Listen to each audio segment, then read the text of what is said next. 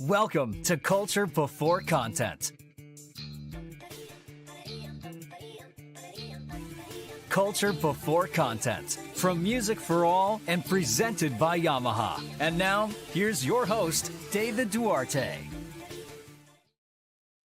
Hey, welcome to the show. I'm David Duarte, your host for Culture Before Content. Whether you're watching live or catching the replay, I'm super glad you're here. We've got an incredible guest today. Just wait, it's going to be so much fun and a great conversation ahead. So get ready, it's going to be a good one. At Music for All and within the Culture Before Content community, our mission is to create, provide, and expand positively life-changing experiences through music. And none of this happens without support. And we are incredibly grateful to Yamaha, our national presenting sponsor, for helping us bring this mission to life. Well, thanks for tuning in. If you're watching us live, hey, we're on finally. Sorry, we had a little bit of technical difficulties. And if you're just listening, it was fine. Nothing happened. Trust me. Now's your chance to be a part of the conversation. Drop a comment on YouTube or Facebook. It might become a part of the show. Last week, we went incredibly good. We had a lot of students on there, and it's so nice to hear from anybody. But just pop it right in. We'll get it right there on the show. Whether it's a shout out, a question, or something that stands out to you, jump in and feel free to be a part of the conversation. Well, if you're catching the replay, you can watch the full episode anytime on Facebook or YouTube. And that's perfect for revisiting those key moments or watching at your own pace. But if you prefer to listen on the go, audio episodes drop every single Monday on Apple Podcasts, Spotify, and other major platforms. So you can stay connected wherever you are. So for the latest episodes and past conversations, just visit us at musicforall.org/podcasts. It's your go-to destination for everything Culture Before Content.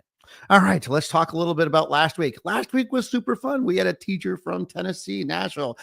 Casey Sanders shared how she built an inclusive, student-driven culture where every student has a place. And it was just amazing. She discussed student leadership, fostering ownership, purposeful programming, and balancing high expectations with support. Casey also highlighted the power of community among educators, her work with the Southeastern Women in Music Symposium, and the importance of representation in music education, which it was great. It was fabulous. And just the conversations about everything that she does was great.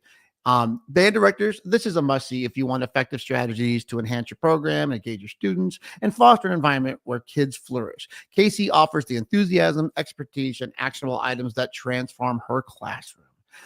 And this week, oh my gosh, I am so excited. I think we're going to start giggling from the minute we start saying go. I don't know. We'll find out, but it should be a good one. But we have an absolute powerhouse joining us today. Linda Pulley, a band director at No Middle School in Louisville, Kentucky. You're going to have to school me how to say Louisville. I try.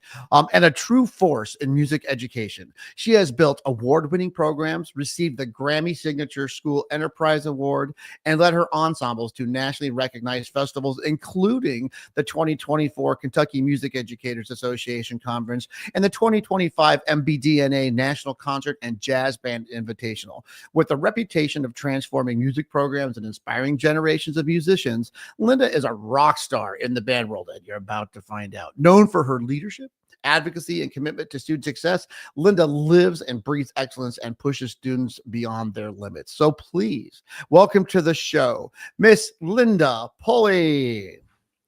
Hello. Hello. Look, you've already got a comment. What the heck? Ben Wilson says, hi, Miss Pulley and David. Hi.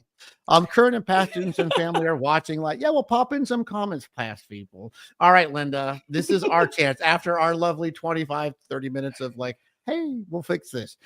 Yes. Tell us about Linda Pulley and maybe No Middle School. Let's just start with, hi, Linda. Welcome to the show. Tell us a little bit about yourself. Well, hi, everyone. My name is Linda Pulley. I am the director of bands at No Middle School. This is my 20th teaching year in Jefferson County Public Schools. So for 15 years, I was the head director of bands at Iroquois High School. And then 2020, I transferred into middle school at No Middle School. This is a little thing. I student taught there with Beth Lyles. And when I took the job at Iroquois High School, I still worked at No and helped out and throughout that time of 15 years. But when I got the phone call, she said, I'm retiring. And I'm like, this is a joke. I know you're not. And she was retiring. I got the phone call and I had my interview. Well, I got called 5 minutes later to get an interview the next day, became the band director at No Middle School. So pretty much. Oh my gosh. Well, tell us a little about, like you wrote an article for the Instrumentalist a few years ago, and that was kind of like my, when I first found out that you're going to be in the show, that was a little bit of my introduction to find out a little bit more about you. But you really have had some super success with your current program. So maybe talk about some of those performances that you've had lately, at the Music Educators Conference for Kentucky, and maybe and a little bit about the MBDNA Festival. Okay. Well, the article in the instrumentalist was written by Heather, and she just that was like maybe a couple months ago. Hmm. She just wanted to feature pretty much what I've done in over the years in Jefferson County Public Schools and how it started because I'm a guest conductor around Kentucky. And I always say this phrase, if you carry your instrument, you carry you. And that's how the story about my teaching career has come about. But right now, we've had a lot going on at No Middle School. So this past year, oh, my principal just said something. This is Hi. cool. Oh, I love it when principals chat. Thank you, Mrs. Grindon. It is so nice to see the support. I mean, this 2 weeks in a row, we've had principals drop in. So for those of you listening, it says, No is so lucky to have Mrs. Pulley. She will take any student who has a passion for band and turn them into a world-class musician. She is such an asset to our school. That gives me chills because I love it when administrators support. It just shows a lot about the environment, which is what I'm kind of getting into here because it sounds like you are just a dynamo for environment. Oh, well, thank you. But yeah, we have a lot going on at No. Just thinking back, um, this past year, the jazz band played at the state conference, which I was so proud of them to do that because that's No's second time playing at the state conference for the jazz band. And so that was just a bright moment for our program. And now those students that just graduated, they just played again with the Youth Performing Arts School at the state conference for the jazz band. So we're seeing the continuing of music into high school, which I'm really proud about. We just had all state band this past weekend, and that was amazing. But right now, we're getting ready for the Minority Band Directors Associations. They have a national conference Oh, neat. for concert band and jazz band. So I applied for our program, and it's a funny story. I got a phone call maybe 10 minutes before the deadline last year in I think it was April last year. And it's like, you should apply. And I'm like, well, okay. They said, do you have all your stuff, like information that you applied for Midwest? And I was like, well, sure. Yeah. They said, use that same recordings and information.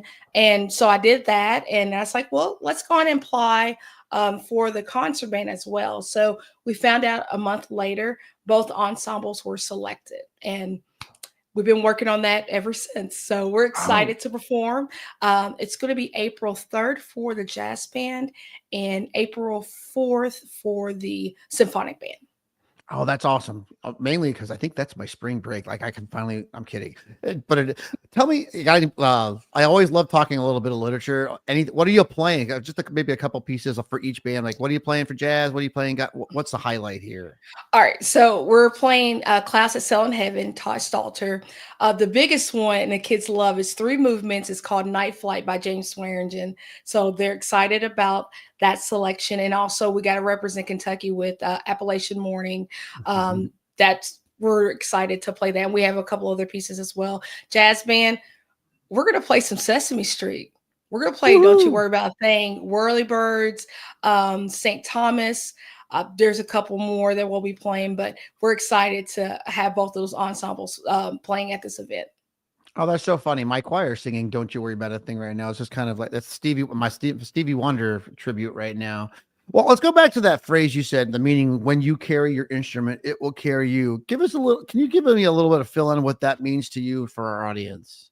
All right, say it one more time because it went in and out. I'm so Yeah, sorry. it's the phrase when you carry your instrument, it will carry you. Oh, that's simple. Two things. My mom and dad worked too hard for me to not bring home my instrument.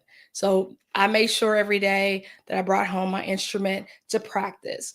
The second thing, I say this to students because if I didn't join band when I was, in middle school, I'd probably be doing something else. And when I met a student, I was just a seventh grader, and she was an eighth grader bass clarinet player. And she just told me all the things I can do with band if I just, stuck with it and made all county, made all state. But where I'm from, it's all district band. And Right. if I stick with those things, I could be a band director. And I was like, it really brought something to me. I'm like, I can still teach band and still play my instrument, and I'll have a job. It's something that I like to do. So I made that decision. I was like, I'm going to do really well with this, but I never thought it would take me to meeting all these families, the students, the friendships, and music, and not just in music, also just in education, traveling. I never thought this would be my ninth trip with Kentucky musicians abroad to go to Europe and play for Hmm. 2 weeks. And I'm so thankful for Dr. Speck. He's the director of bands at the University of Louisville, and he gave me the opportunity back in 2010 to just come on this trip and then start bringing my high school students on the trip. And I'm like, how am I going to get this money to help these students go on this trip? They found a way. If you want to go to I Europe, families find a way. Yeah, it's neat because that trip, the Europe trip is several states have that same similar ambassadors trip, and I always talk to students about, it is where's the will, there is the way, and it just takes a little bit of community and thought process. About another comment, go Mrs. Pulley, we are lucky to have you. Best wishes from YPAS bands from Kevin Callahan. Yeah. Amazing. But that goes back to the question, but how do you instill a sense of responsibility and ownership in your students so that music becomes their lifelong passion? You just got to be honest with them. You just, like the phrase I said, if you carry your instrument, it'll carry you. I don't know if kids are going to be music majors or if they're going to do something else, be a doctor or a lawyer, but it's about the discipline of doing something that you like and doing it very well. And that's what I want my students to do, because I know everybody's not going to be a band director or a director of something else, but they might be a doctor. One of my former students, he came back from Iroquois. It was 2019, and he did a presentation. And if I cry, I am so sorry. But he just talked about how I just sat down with him and talked about how to be a music major. And he majored in music for choir and transitioned to going to get his master's and then his doctorate. And he came back and did a presentation. Said it's because of Miss Pulley. I was in tears, and I knew right then, I knew I've done the job at Iroquois High School. I have to move on to something else, and I knew then. Yeah, and that goes back to that thing, we band directors, sometimes we get so involved in our, we get so involved in our lives that we don't realize. I really feel as a band director, there things come down to a moment, and that one moment can change a life forever. You may say something to a kid, and it really, I think about my own life, and maybe has there ever been something that's ever been said to you that just a one-time moment that created a lifelong experience?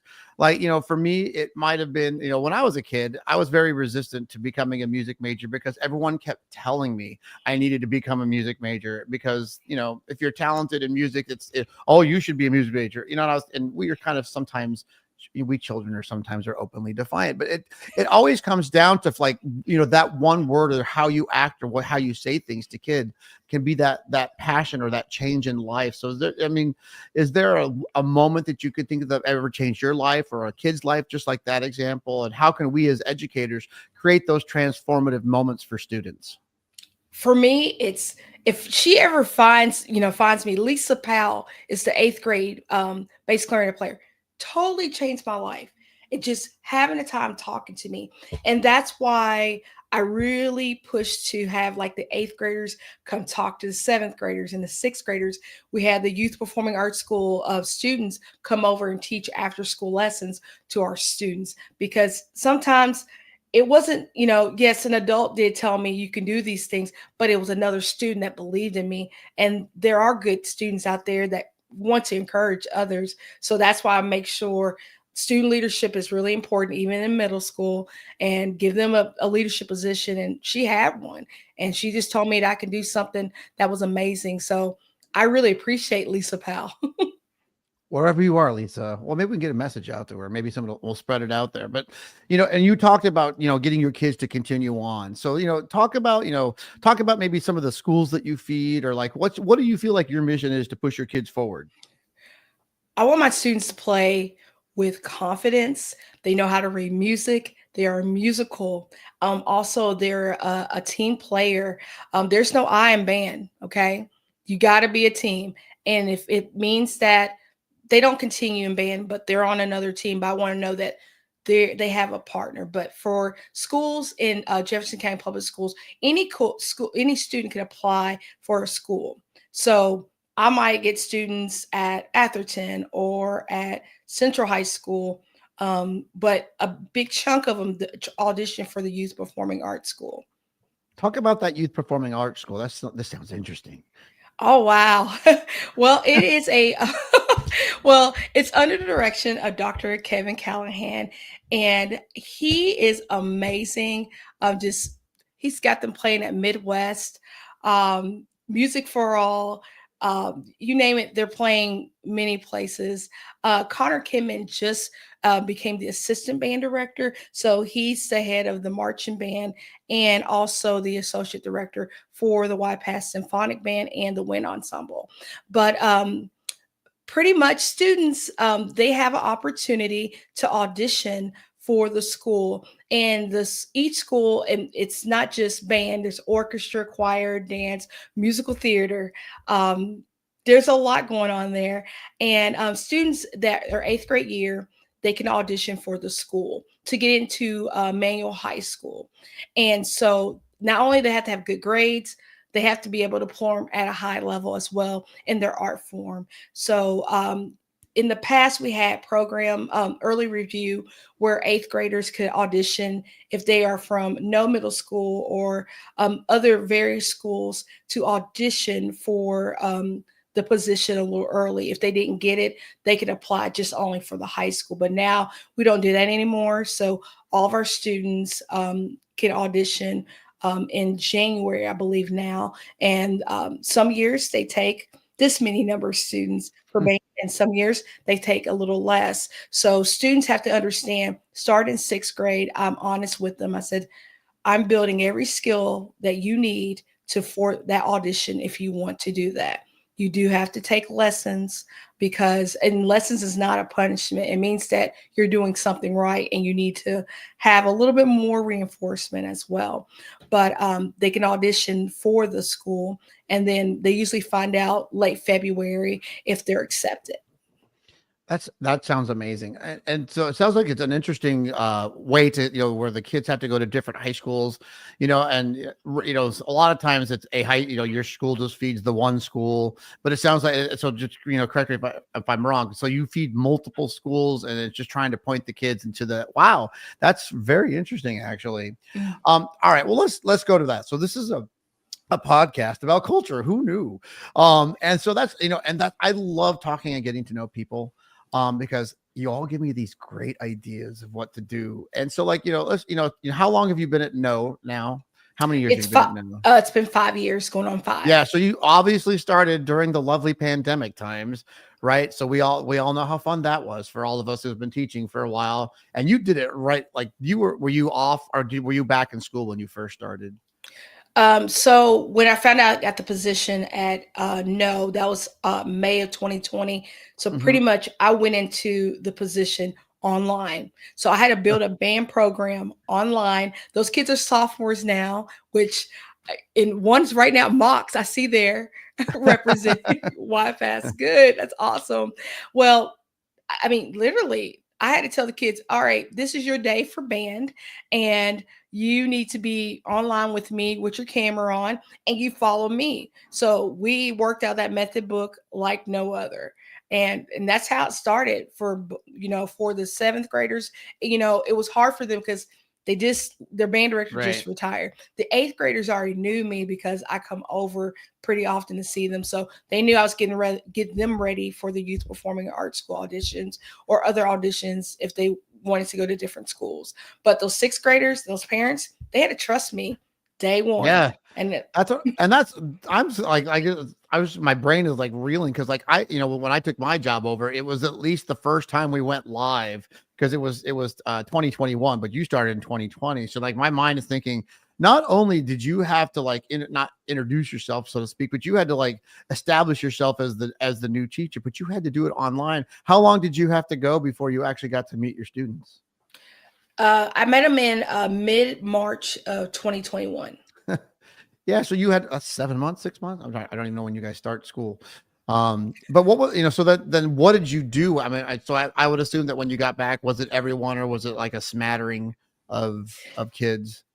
So we had to do an A day and a B day. Hmm. And so I got this many students who are they're in sixth, seventh, and eighth grade, and then a B day. So I had to have a separate concert for the A group and the B group. Our concert was outside. Wow. Outside. Wow. Those students wanted to perform. And even during COVID, during December, we took like the sixth graders, they wanted to play hard rock blues. My neighbor, Tim Miller, love that guy. He is great with audio and everything. And I said, these kids all turn in a recording of hard rock blues. We got to put this together. And he did that for me. And the kids got to hear themselves with a band that was online, but it was huge. And then I think we did Skygazer Fanfare with the seventh and eighth graders, and we put that together for them in December because it was like their December concert. Right. But when they got back, we played songs like Happy. I'm just trying to, it's been so long, but we needed something to get their, morale up and understand that all the hard work they've been doing online, it needed to be heard. Well, see, this is why I love talking and getting to know people because like it's one thing to build the culture of a band program, just like taking over a job from scratch, but taking it over during that time, you have to have some key things that you use to build culture because how did and I don't want to I'm not looking for necessarily the how to, but really just kind of like thinking about your personality. What are the things? I mean, it seems like you've got a good balance between high expectations and also just fostering a safe environment to get these kids to keep going. And like the scary word is turn your cameras on. We all think, I always laugh. Like I don't need to see eyeballs, kids. So what are some of your go-to things to do to motivate kids? I mean, maybe talk about the culture you had online, and then when you finally got the kids, live, the culture that you used to build the program. And then maybe, I mean, this might be a three-part question. What is your culture like now? So like when I walk into, and I'm a sixth grader at No Middle School, what am I going to expect from Miss Pulley? Because it's obviously the kids love you. It's obvious you're moving kids forward. And it's obvious that's, to me, what I like to capture from people is how do you keep building what you do and still get all the rewards of high expectations, great ensemble, so let's start with that. I mean, just what do we get from Miss Pulley? What are your go-tos to create that culture? Well, for COVID online, I just had to tell the students, I have to see you online so I can see what's going on with your fingers, embouchure, and that's the only way that I can help Look you. at that picture. Look at all those kids. Oh, yeah, great group of kids. That was at U of L when we played for Quincy Hillier. We played all his selections. We just had a great time with Quincy. It was so much fun. I've actually been on that stage. I actually know exactly where that is now that I see the picture. Oh, well, that's great. That's a beautiful stage. But yeah, for COVID, I just had to see things so I can fix things, and I can't fix things if I can't see it. So just Right. more with COVID, it was just honesty. And I think that honesty really carried over, when we got back in person. And that was hard for students because they're like, hey, I need you to play this for me in person. And that was hard for students. So we had to build the buddy system, like, hey, you can play with a partner. You can, let's play by ourselves. And we had to build that. And it took a while to build that. But, a few years later, the biggest thing, and kids get it now, they're probably going to get it now. At the beginning of class, I always say, give me a 1. And the kids give me 1 to get their attention. And they're like, why do you do that? So when we go to assessments, I said, y'all know why I said, give me a 1? They're like, why? I said, because you're superior students. That's why I do that. I don't want to give you a 2 because you're not a 2, you're not a 3, you're not a 4, you're a 1. And that's why I do every morning to get their attention.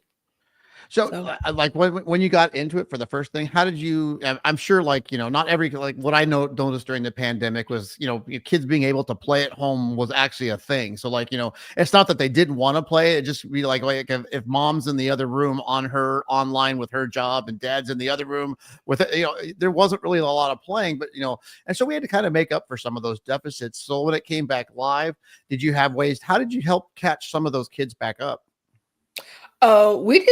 I just told them like we just need to play, and that's just keep going, and we play things. A lot of repetition that needed to be happening because we lost so much time within Mhm. those of that year. So a lot of repetition to the point kids like we got this. We can move forward. And so for me, it was like, you're in person. Let me hear what you can do. Let me hear your sound, your tone quality, and then eventually I'm like, okay, we can move on to bigger things. We can have more music because that took a while for me for a couple of years because like, oh, we're just gonna keep it a short frame, and I'm like, why now? These kids want to play. Let's give them more. Well, let's talk about this communication. Oh, and here's the comment I was talking to Patrick about. Building culture. It's a mundane thing, but Mrs. Pulley email game is unmatched. Communication early and often. Tell me about this email game. I'm dying to know. I just sent it already. I sent them weekly reminders, the band reminder, and it lists everything that's going on with the band program for the whole year. They could click on their links. Google Classroom is my friend. Okay. I use it all the time to grade their work, transfer over to Infinite Campus. But I just want to communicate with parents that, hey, this is what's going on. I don't want anybody to say, I didn't know what was going on. I communicate that through Infinite Campus, Google Classroom, our band website. So it's just information for them to know what's going on. Our program is moving pretty quickly. The moment you walk into the building, to the moment you leave, and I leave sometimes at 7 at night. It's go go go at No Middle School. We're there to make sure our kids have excellence in every area. So when you walk in, you're going to work, and when you walk out, you're going to be, you're like, oh gosh, I just sweated today. Make sure your deodorant's strong. Oh, I feel you on that one. But just to our audiences that are listening, there are just comments coming left and right. Hey, Mrs. Pulley, thanks so much for being the best teacher I've ever had. And I just love it because Oh, I it's just feel like Ethan. there's so much support coming from you all through this. So let's go to today's culture. So we all remember the COVID times, but let's talk about today's culture. When I walk into your classroom, and maybe you can talk either sixth grade, how you start your year, because I'm always looking for those ways for people to hear what you do. So when a kid walks into you, let's start with sixth grade. Beginning of the year, how do you get that relationship to establish with those kids, and how do you get them started? Well, with our school, our students, when they're fifth graders, they could come to know and see our performances because we do an open house for our fifth graders. So they already get to know me, what the expectations are. And then when they are accepted to the school, we do another scheduling night where they can get to meet the jazz band and see what we do as well. And the first day of band, when they meet me, they're like, I just introduce myself. I'm Miss Pulley. I teach band. Here are our expectations for the class. And we practice those because if you can't do the basic, skills of coming into the classroom, I can't teach music. And so the kids Mhm. they want to learn because they know the next step we're working on reading notes. And then by day 3, we're picking our instrument. Day 4, we know who our instrument are, what instrument we have picked. Day 5 and 6, we can put our instruments together. They know that they can't put their instrument together. They don't get to take it home. By 7 or 8, they're playing their instruments. They're playing their first 5 notes. So So we let's move let's pretty quickly. Yeah, let's talk about that seventh. Is it a seventh, eighth grade band, eighth grade band? I know every middle school does it different on how they can group and things. What's your top band, so to speak? Well, how is it So comprised? So we have 2 sixth grade bands, a morning class and afternoon class, 2 seventh grade morning and afternoon, and eighth Mhm. grade is fully combined. And so when we go to assessment, it's only sixth grade. Seventh grade, they have their own group that I take, and then eighth grade is eighth grade, and then our advanced seventh graders they go with them. So every Gotcha. class is separate by their grade. Wow. Because I used to be a fine arts administrator. And so like a lot of times, I listen, that's the job is to listen. I'm just throwing that out there. But listening to band directors, because it's like, oh, I can't do this unless I have a ability-based band, or and so for me it came commonplace. Like if you've ever dealt with scheduling at a school, yeah, the school wants an 8th grade band, the school wants a 7th grade band, because that's the best way they can keep the kids compartmentalized so they can have a regular school day. What do you say to the band director out there about just if it's all my 8th graders, this is what I'm going to have to do. This is my 7th graders. This is what I'm going to have to do. What do you say about grade level bands? So like combined or separate? No, I mean, just like having like that, you're going to teach whichever class is coming towards you. Like you get the kids that you get, like you're getting only the 7th grade kids and only the 8th grade kids at one time. I mean, At one you time. can't. Yeah. Well, no, I mean, like just 8th grade. I mean, it's a clarification. Like if you can only have 8th grade at one time, and ability is not, you can't go by ability. You can only go by who you have. What do You you gotta what, make you just gotta make it work. that's You just right. got to. And it's, I mean, it's, do you have you there? opportunities for ability based? Yeah, I'm here. Okay, I just want to make sure. I know. Sometimes if you don't talk for a second, it's like, wait, are we live? Are we live? We're good. So I mean, do you have ability based opportunities in your school, or do you make them? How did some of those things? Okay, let's say that a 6th grader did not join band in 6th grade. They want to join in 7th grade. It is difficult at our school because our 6th graders, when they finish their 6th grade year, they have completed book 1 and the equivalent of book 2. So the student's almost 2 years behind, because that's how fast we go, because we're a visual and performing arts school and gifted and talented. Right. There are kids that come to me. It's like, I want to be in band. I'm getting lessons in the summer. That happens. And they do just fine coming in their 7th grade year. I even had an 8th grader from another school, never had band. He said, my friend's in band. What do you need? I said, I need a trombone player. He made all state 4 months later. So kids will figure it out. If they want to be in there, they'll work hard. So I've never been the person that's like, no, they can't be in there, but I'm honest with them. This is where everybody else is at. This is where you're at. And this is what you're going to have to do to get to where everybody's at. And to me, that sounds amazing. To me, it always just sounds like you have a recipe or something where if a kid comes to you, no matter what's going on, you're going to find a way to make it work, not only for them, but for you as well. And I think that's to be commended, because that is the true thing about you being a motivator and you being why so kids love you. Because, there was a comment come up earlier about, 6th grade is where you shine. And so like, I just believe that she's brilliant with all ages, but man, 6th grade is where her wizardry shines. I want to come see your classroom, but this is where I want to capture some of this. So like, let's take your 8th graders. What's it like when let's say tomorrow. What's tomorrow? Monday. We all have to get the kids to remember it's an hour earlier, but it's not. Right? Hey kids, it's dark again. Let's go. I just got to the light and now it's going to be dark again. Oh man. But what is your class? What does your 8th grade band look like when they started? What are just some of the things you do? Let's talk a little bit of pedagogical structure, because I believe your culture comes from, your pedagogy is what you can do, but to have got, I would like to examine that so that we know how your culture built that.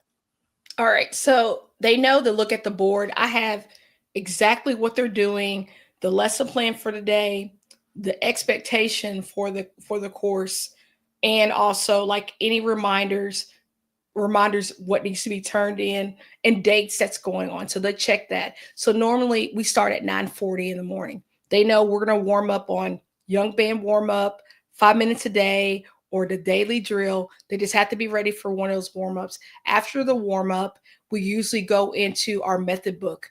Mm-hmm. I do a method book for all 3 grades.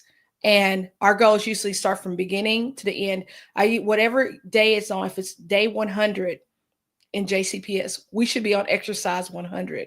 But usually we try to go a little bit farther because we have snow days. So we try to get ahead. After we are done warming up, usually the warm-up has chorales, but All right. we'll do tuning. And after our tuning, we just go right into the music. They know, like, hey, today we're working on measure 21 to 50 on this selection. And we only have about 43 minutes of time Whew. and everything. So it's crunch time. So when you got 5 selections to play at, nationals, and you can't play them all in one time, you have to figure out what is your top things that you need to really work on, and what's something that we need to just give a little bit of attention. And then the next day I'll flip it around to make sure everything's taken care of. But this year's a little challenging for me. Just we're playing more music now than I've ever done. So I'm like, Yeah, how many okay, pieces do you gonna have prepared for this conference? you have to have five to six. So that, yeah, I always say, if you ever do it, for those of you out there, if you ever do a conference, plan differently, because you are going to be preparing a lot of music. I think my record is 9, and that I had no idea what I got myself into until I realized, yeah, it doesn't matter what I want to do. There are 9 tunes to be learned, and so you have to be very creative. So what I really like, and this goes back a few comments ago. First off, Bridget Myers, Miss Pulley is amazing. I can't wait for her to be a guest conductor for our Fayette County Honor Band. That would be amazing. I Yeah, want to come see. But like you that's said just something about, coming up. That's yep, coming up soon. And hi, Bridget. uh, but information and communication. It sounds like it is something that is like very, very passionate for you, that information is going out so that you can communicate about it.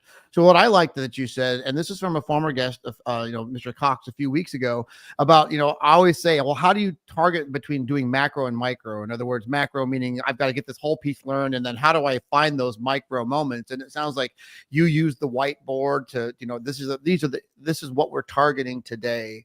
And so do you have any strategies of between macro and micro? Do you have a balance between those two things? Like how do you figure out what's important, other than, we all can say, listen to our band and go, well, look, we got to get these measures fixed. Right. How important is it for that information of what you need to work on for the kids? It's beyond the measures. You got to see the full frame, and it starts from the beginning when you learn you run through the piece, and you're like, okay, these are our trouble spots. These are things that we are really great at, and that's how I pretty much started there. And that's like, okay, we're on week 3. This is where we should be. Week 7 or 8. This is our final destination where we should be. But it's more about, for me, it's the direction the kids are going in. Are they progressing, or are they kind of going backward? Like, where at the beginning I'm like, this was really great, but week 5, this is not great. And that's on me because I didn't take attention to that. So when something's great, don't just put it to the side. Make sure it's being reviewed. And things that are not working out, I tell you right now, Post-it notes are my friends. I write down everything, like, okay, we need to do this. And we have our private teachers team. I call it my No Middle School band staff. And they come in. We have somebody on Monday, Tuesday, Wednesday, Thursday, and Friday working on certain instruments. And I'm like, hey, this is a problem that they're having, but we still need to work on scales. We still need to work on articulation, phrasing. And that's the biggest thing. Learning music, students got to learn how to breathe. A band that breathes together plays well together. And that's like the biggest thing I've noticed. If they can breathe together, there's a lot of things I can shape. If they're taking the time to learn their fingerings and practice your scales, because scales are your vitamins, it makes it easy. So like my principal said on the screen, yes, it starts in 6th grade. Those students, before they leave 6th grade, they learn between 6 to 9 scales that are workable for them as 6th graders, and they can recognize that. So it's just the foundation in 6th grade, and we can build on it to 7th grade and 8th grade. So for example, my 8th graders now, we played a piece when they were in 6th grade. I'm trying to think of the piece, Yo Christmas Tree. It was hard for them. They had a time change. They had key changes. I mean, it was hard for them, and I could tell it was hard for them. But they got better the next year and better. And now, like, I hear them play. I'm like, yo, Christmas Tree was worth it. It was worth it. It's funny. You sparked it just popped in my head about my band director. Okay, I'm old, so like I went to school in the land before time. But I remember one of the things that probably shaped me as a teacher, and you just kind of said it, about scale expectations in sixth grade. So my band director, Rena Morton, wherever you are, you literally shaped who I am as a band director from this. She had a trick, and I didn't realize it was a trick until I probably was like 30 or 40, and it popped in my head. If you wanted to play with the seventh grade band in sixth grade, she said you had to learn to play all 12 scales. And so that became the motivator for all of us. And I tell my students this all the time. Do you know how many kids in my sixth grade band learned all 12 scales? Every Everybody. single one of us, because that was her cheating motive. I don't know. I mean, it's funny because I look back on it because it's, when I teach high school. So when freshmen come in and they don't know all 12 scales, I'm like, how is this possible? So like on my kitchen counter tomorrow, I have like stars I bought on Amazon, and they can go stick the, key centers, because we're doing tetrachords, and I want them to play all 15 tetrachords. So they have to read C flat, just like they have to read B. But then when they do it, they can go grab a sticker, because I bought like 2,000 of them, and they can go put it up on the charts I have on the wall, so that they can prove that they got these tetrachords. And that's one of those motivators. Is literally like, hey kids, you just got to learn to play your scales. And so it sounds like you have that same kind of expectations with your kids. But really, my question is, what kind of secrets do you use for the culture of getting your kids to practice? Oh, that's easy. Oh, Practice sure. logs. Practice logs. I'm serious. It's just they just need. I said, look, I just need 20 minutes, 5 days a week. And I said, I know some of you might not be able to play your instrument, but you can go through your fingerings. Before class, you can practice a little bit. Come to after school lessons to get that time. But 20 minutes for the sixth graders, 20 minutes, 5 days a week. Seventh graders, 30 minutes. Students who know they're going to audition for the Youth Performing Arts School, they need to play 45 minutes every day, 5 days a week. Some go a little bit more. But it just, I give them little, stepping stones to help them. Because some students like, well, I can't practice because I got a baby sister. You can practice those fingerings. You can clap those rhythms. Okay, do you want a little help? This is my thing. Yes. Remember when I had those 9 tunes that I had to perform for national conference? Yes. I have a secret. And so I'm Mhm. doing it with my band now. And it's funny that it's kind of this thing. How many times have we talked to each other, Miss Pulley, before today? I think it started about 11 o'clock last night, Yes. right? And mainly because I wanted to make sure you were ready for today. Okay, so I have this secret that I had, because when you get selected for national conference, after the cool honor flows through your body, then the realization of, oh no, I have to actually do this. And you said it, I do listening logs. So the kids have to attestate that they have done their listening. And so you talk about, I said, if anybody tells me they can't practice at home, well, then you know what? Listening is practice. So I made that Yes. and so that became the motivator that you say that, because my, like on Friday, I'm like, don't tell me you didn't do your listening logs, Right. because my point is, if you don't do your listening logs, fine, then you can go in your Chromebook and you can go record the part for me that I want to hear. But those listening logs are key. And you know what happens with listening logs on preparing 9 tunes? All of a sudden, the 9 tunes just start to form and prepare themselves. And next thing you know, all that work that you're trying to think that you have to do in rehearsal is actually happening outside of rehearsal.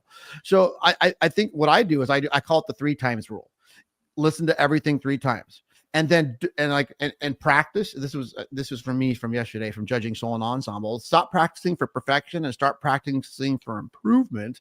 And so I said, if you do something 3 times, pick the best one, but don't just pick the best one. Tell me why and bring that into your playing. So I'm telling those listening logs of like, you know what? As we get closer to conference, you are, that 9 times 3 is 27. So you have to listen to something 27 times. Mhm. And that just becomes the homework. And that's on top of, really, I would rather you just practice. But that listening log really became the secret of how to put that together, because I did go through a massive panic right about mid September for a December conference. And then by the time I got to November, I was not panicking anymore, because all of a sudden the band started to the band was understanding music. And Dave Kuhn's another former guest. My words to him are, he says, you play with the little person in your head, and if it sounds exactly like the little person in your head, what comes out on your instrument is exactly that. So your music sounds like exactly what you need to. So that's like, some of those tricks on putting a lot of music together, or just putting music together in general. But like I said, I would like to stick on this high expectations. And again, you know, your conference that's coming up, you know, so how have you, what does your rehearsals look like as you get closer to conference? Are you doing more macro, more micro? What are some of the motivation strategies you use in the classroom on a daily basis to get your kids to go? You know, right now it's more of the big picture. They're putting it all together. So we've done Saturday rehearsals, and I know we're about to have another one this week that's on a Friday and Wednesday for our jazz band. But I think for them, they're just putting all the big things together because we took time in January and February to do the small things, and now they're putting the big things together. So actually, you know, the motivation, especially at No, the kids are going to follow through. They know that they applied for a school that's visual and performing arts, and they're ready to go. And it's for me, it's rare to have a student that says, I didn't practice, because everybody in the room, they're ready, they want to be there. And so that's a little different. Now, my other high school, that's a different story of motivation of what I've done to help them with that. But at No, the students, they come in day one ready to play their music. They're asking me before Christmas, can we have the other music so we can look and be ahead? So that's a little different there. And usually if a kid doesn't, you know, if they're not motivated, it's usually they might not understand what's going on in the music, and they're afraid to ask you. And you're like, do you understand? They're like, no. I'm like, okay, let's work this out. You know, that's pretty much. Now let's go a different route. How does Miss Pulley stay motivated? How do I stay motivated? Mm-hmm. Oh, you know, I could say Miss Rhodey, I got to buy her food, my dog. No, no, I just, you know, I knew that this is an opportunity for me to teach music and to change people's lives. So I know that I have to be ready. But for me to be ready, I got to get sleep. I got to have downtime. I got to have friend time. I got to call my mom, call my brother and my sisters to see how they're doing. So really, I'll be honest, it's my family. My family keeps me motivated because they work hard. And so if they see me not, you know, I know they wouldn't say this, but I just don't want to disrespect my family and not working hard because they work hard. So we're just hardworking people. You ever remember the show Living Color, the Oh Haymon yeah. family? My family works hard. So that's just what it is. We're just hardworking people. Because people say you're a workaholic. No, we just want excellence, and that's what we expect. And do you keep up your musician skills? Do you have anything music like how is, you know, how do you like, again, I'm always looking for that secret of like, I think when we choose being a band director, we don't realize the time commitment that we agreed to. And like, yesterday you're at Allstate, I'm at solo and ensemble, and I'm just thinking you've got Saturday rehearsal coming up. I've got jazz. I mean, we just occupy our time like nobody's business. I think we all suffer from the learn to say no complex. But how do you keep your own personal musician skills up? Well, I'm in two groups, Louisville Winds and Louisville Concert Band, and Louisville Chamber Winds. It's two groups. So one's run by Dr. Speck and the other one's run by Nan Moore. So with Dr. Speck's group, we rehearse on Sundays. And with Nan Moore's group, we rehearse on Wednesdays. So I'm doing concerts back to back, but with one group, both groups, there's 4 concerts in the whole year. So I'll do about 8 concerts, but they're spaced out because a lot of our members are in the same ensemble. Wow. What's your primary instrument? I forgot to ask that question. Oh, clarinet's my primary. Oh, I've been playing a lot of clarinet lately. Who knew? I mean, I'm a saxophone player by trade, but that's one of my beliefs is like we've got to find way to like find ourselves to keep engaged musically, because I think it's kind of sometimes the music sometimes motivates me, or like any of this extra duty stuff that we do, as I call it, something is always going to inspire me that I can't wait to share with my students or can't wait to bring into the ensemble. And I know for me, it's festival season is coming up here over the next 3 weeks before spring break. So of course my brain's going a mile a minute. Oh, and just a reminder to folks out there who are watching or listening, tomorrow's that day where we get to see how well our kids did with the time change.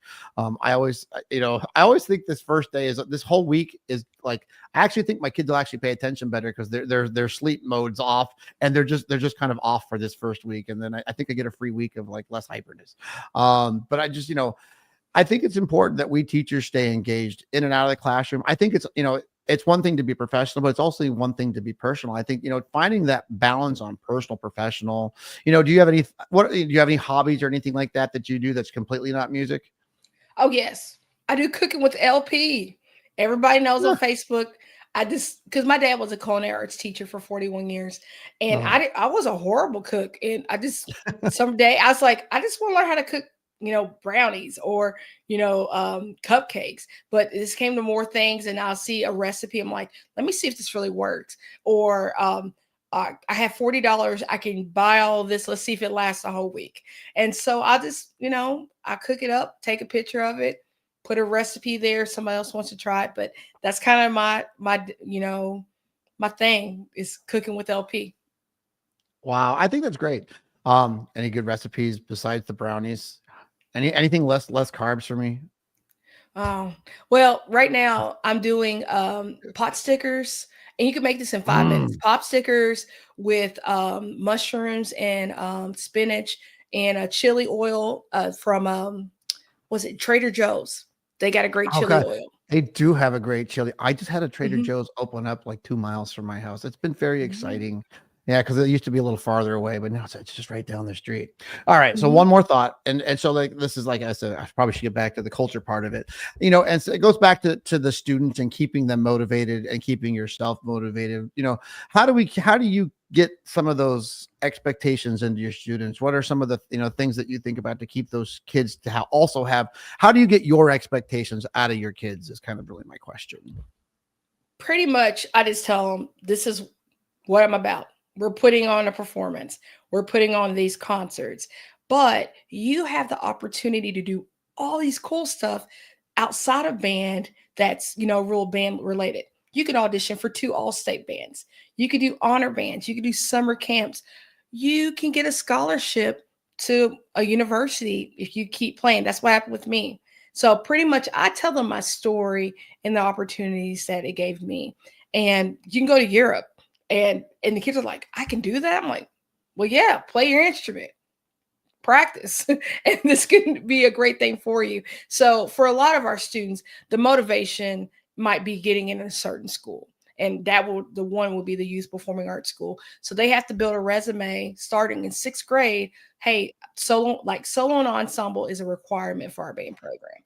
Every kid Ah, do a solo or an ensemble because they need to learn how to play by themselves. They need to learn how to play with others. So when it's time to audition for that moment, they'll have the opportunity to showcase that they can really do this. So they're building up their resume of trying out for all county, all state, joining a jazz band, or joining the school musical and being in the orchestra. Summer camp. So they're building that resume to see that, hey, I'm involved in something. I'm building up an art form, a skill that could be useful for another school when I go to high school. okay, here comes my last scary thought. You ready for Ooh. this? Okay. It has been almost 53 minutes already. It's like time has passed us. And so this is my job. So we're gonna start some final thoughts here. Okay. Because here's my assessment. You ready for this? I would I would say this to any band director across the country: go watch other band directors teach. It's inspirational, it's motivational, and it keeps that amazingness alive. So here's your final thought today. It's the same question I kind of ask everybody, but I'll give you a second to think about it, because really what culture means to you in terms of band. So this is a culture podcast, and it's really my belief that how we set up our bands is how we are able to teach and do what we do. So thinking about that thought and culture, and you can take this any way you want it, or even have your own final motivational message. What is your final thought on culture before content? Okay.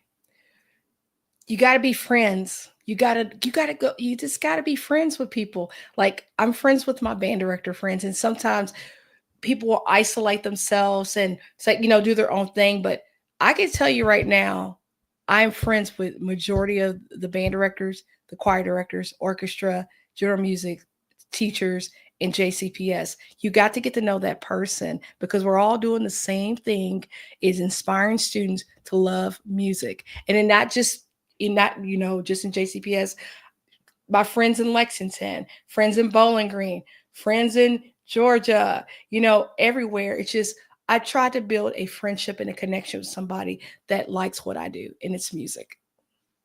Oh, well, you are truly a motivational person. Like I am just enamored with your personality, and I cannot thank you so much. But let's get your information out there because, as I always say to anybody, if you have questions, email the person, contact the person. We're band directors. We love to reach out and share.